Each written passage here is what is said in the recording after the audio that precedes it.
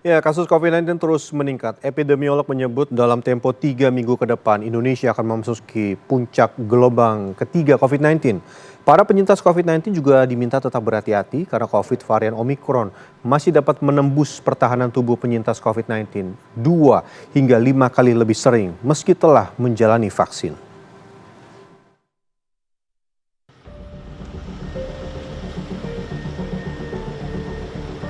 Suasana TPU Rorotan Jakarta Utara Minggu pagi terpantau sibuk. Selain sedang dalam perluasan lahan pemakaman, ambulans juga hilir mudik mengantarkan jenazah COVID-19. Setidaknya sudah ada 8 pemakaman yang dilakukan di TPU Rorotan Jakarta Utara pada hari ini sejak pukul 8 pagi tadi. Dalam sehari, TPU Rorotan bisa memakamkan 10 hingga 13 jenazah.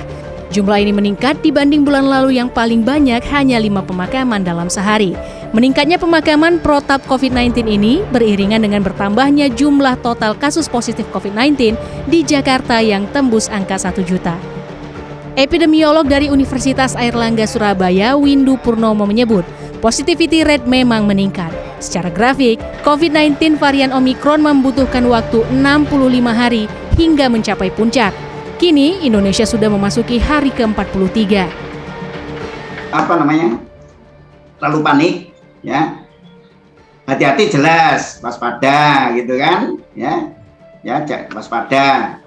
Dan insya Allah puncak seperti yang Anda sebut tadi, ya puncak peak Omicron di Indonesia itu kurang lebih akhir Februari ini. Mudah-mudahan bisa lebih cepat.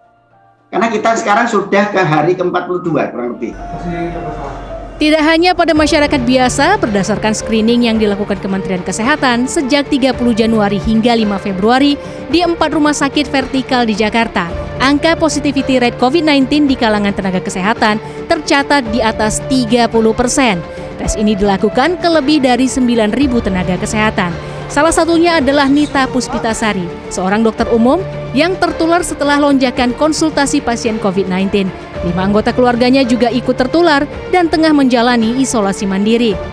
Itu signifikan banget. Yang tadinya sehari nggak ada yang positif, ini hampir setiap hari siapapun yang diswab itu pasti positif. Ini gue itu ada 2 dokter, jadi ya karena gue isolasi mandiri, 1 dokter ini yang backup. Dan kebetulan juga kemarin dapat laporan lagi 2 perawatnya juga positif juga.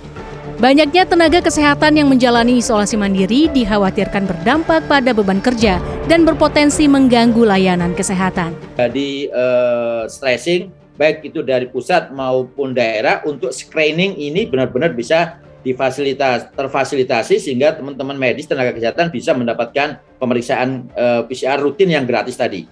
Kemudian yang ketiga terkait dengan akses obat, akses pelayanan, akses perawatan jika memang itu dibutuhkan.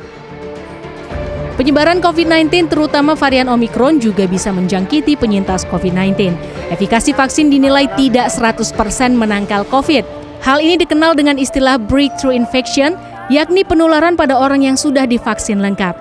Direktur Program Pasca Sarjana Universitas Yarsi, Profesor Chandra Yoga Aditama mengungkapkan, COVID varian Omicron dapat menembus pertahanan tubuh penyintas COVID-19 2 hingga 5 kali lebih sering.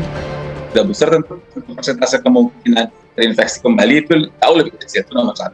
Dan kedua yang jauh lebih penting adalah orang yang sudah divaksin, maka kemungkinan masuk rumah sakit, mungkin sakitnya menjadi berat, jauh lebih kecil. Jadi kita mesti proporsional. Mantan Direktur Penyakit Menular WHO Asia Tenggara ini menambahkan, pada mereka yang belum divaksin, risiko reinfeksi 6,36 kali lebih tinggi, sementara pada orang yang sudah divaksin 5 kali lebih tinggi. Penularan dapat disertai gejala ringan atau tanpa gejala. Tim Liputan CNN Indonesia.